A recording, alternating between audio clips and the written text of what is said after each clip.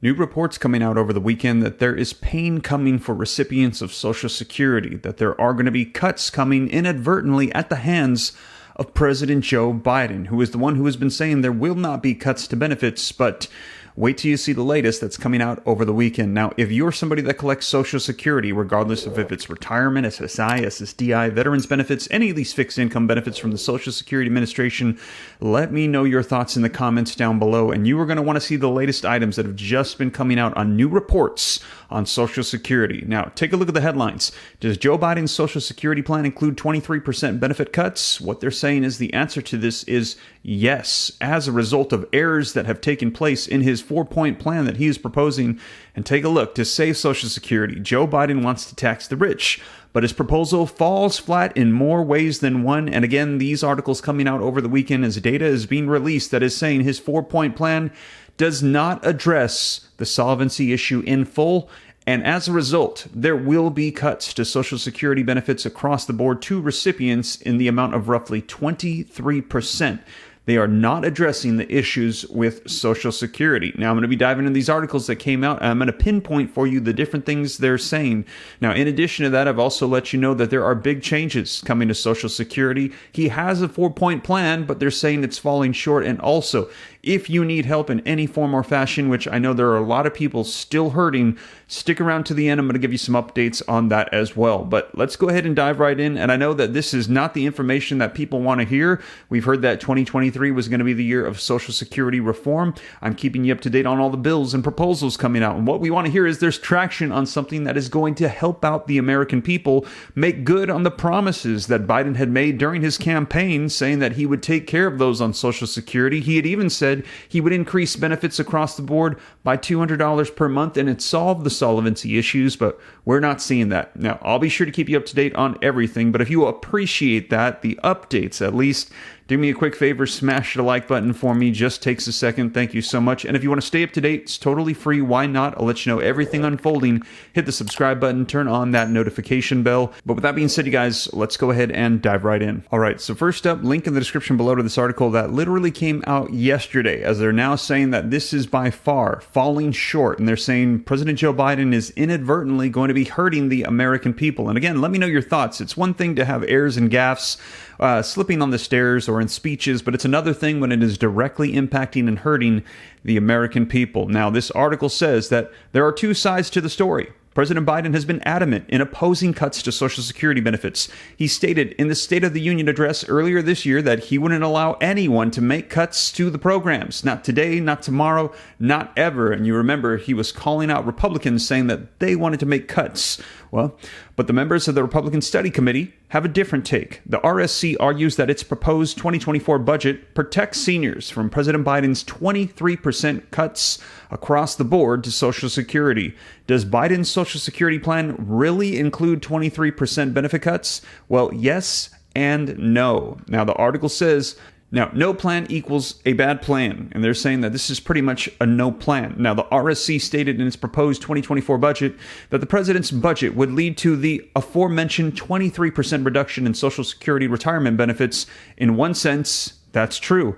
Biden's proposed 2024 budget increases funding for the Social Security Administration's field office staffing. However, it was silent on any major reforms to Social Security. Now, the RSC interprets that silence as doing nothing about Social Security. It maintains that if the U.S. Congress and the president take no action to bolster the program, major cuts, they are going to be on the way. Now, this gloomy outlook is unfortunately correct. This article is stating, and we've mentioned it here on the channel several times, within the next 8 to 12 years, if something is not done, we will have a solvency issue and there will be cuts to benefits to everybody across the board of roughly, we've heard 20 to 25%. This article is saying 23%.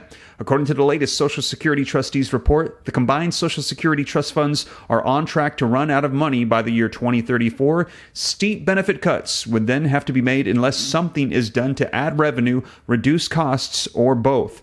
So far in his presidency, Biden hasn't pushed for specific changes to Social Security that would prevent benefit cuts in the future. Meanwhile, the RSC's proposed budget includes a gradual increase to the full retirement age. The committee's chairman and Budget and Spending Task Force stated that the recommended reforms would not affect benefits for any senior in or near retirement and would prevent insolvency for the next decade. It's inaccurate, though, to claim that the president has a Social Security plan that specifically includes 23% benefit cuts. Sure, Biden hasn't unveiled his own proposals to prevent Social Security from becoming insolvent since he became the president.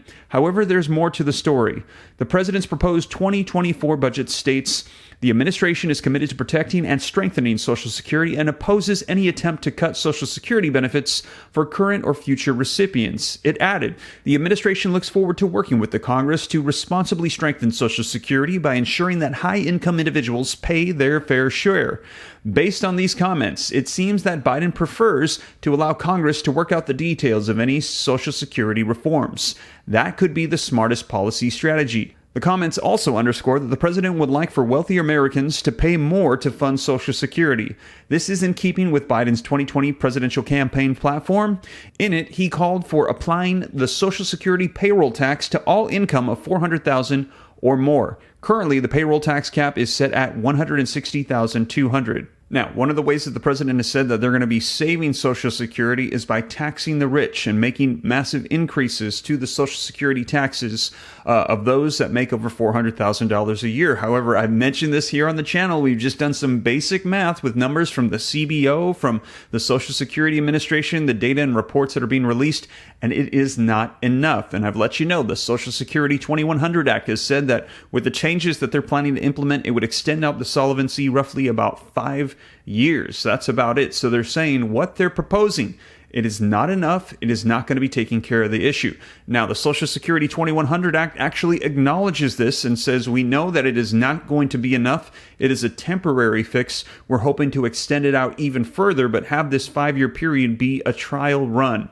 However, let me know your thoughts, because 5 years is not a lot of time to test and determine if it works before it runs dry. So they're saying that this actually is close to a no plan rather than a form of a plan, and it's just pretty much kicking the can down the road a little bit further.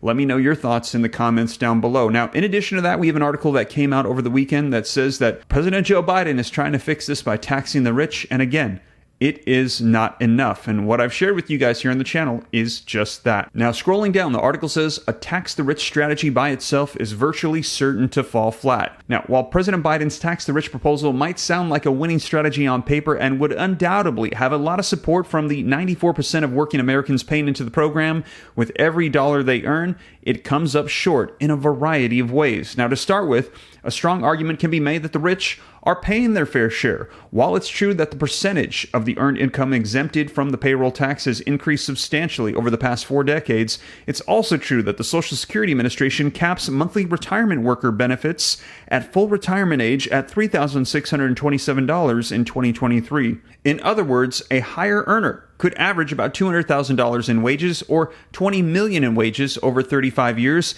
and they'd still have no chance for a higher monthly benefit check for Social Security in 2023 than $3,627. So interesting. Let me know your thoughts in the comments down below. So they're saying they actually wouldn't be paying their fair share. They'd be paying a substantially larger amount, which is not fair compared to everybody else. Let me know your thoughts in the comments down below. Now, the cap on monthly benefits exists because there's a cap on how much earned income can be taxed. By this definition, the rich have paid their fair share based on what they'll eventually be owed by the program that they're paying into.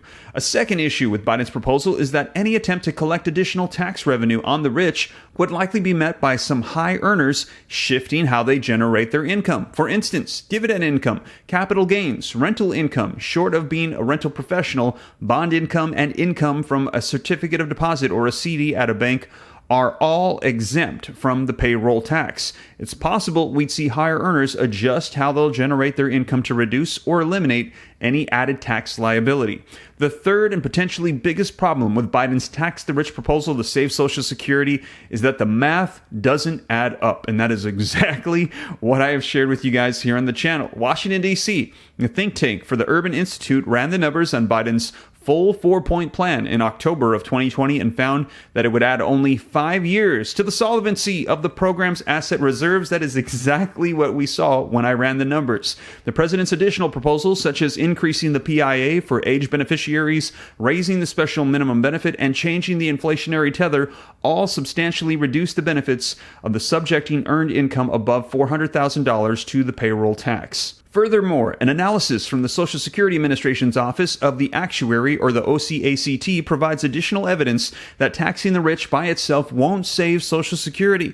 Estimates from the OCACT show that taxing all earned income and doing nothing else, implementing none of Biden's other proposed changes, would only improve the solvency of the program assets reserves for about an additional 35 years. And the final dilemma for President Biden is that he'll find inadequate support for his proposal in the upper house of Congress. Amending Social Security laws requires 60 votes in the Senate, and neither party has held a supermajority of at least 60 seats since 1979. It means all amendments to Social Security will require bipartisan cooperation, which is something that the president is going to get from his opposition when it comes to focusing taxation solely on the rich. Now, we have heard that there is bipartisan agreement that Social Security does need reform. However, the issues lie within how exactly they're going to be doing it, what is fair, what should be done. Now, I will be sure to keep you up to date, but we're hearing, as this article states, that taxing the rich to provide additional funds to Social Security falls short and will not get bipartisan support